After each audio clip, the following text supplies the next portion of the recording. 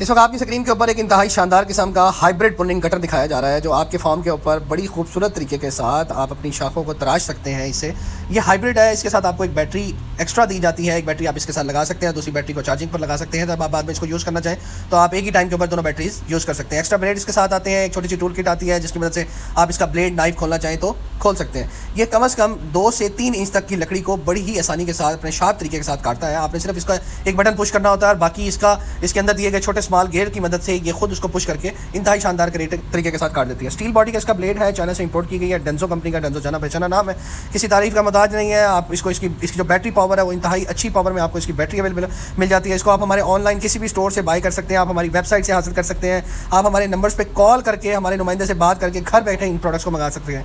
अगर मजीद आप इसके बारे में डिटेल्स जानना चाहते हैं तो स्क्रीन पर दिए गए नंबर्स पर कॉल करें, हमारे नुमाइंदे से बात करें और अभी घर बैठे इस डेंजो के प्रोनिंग कटर को हासिल करें।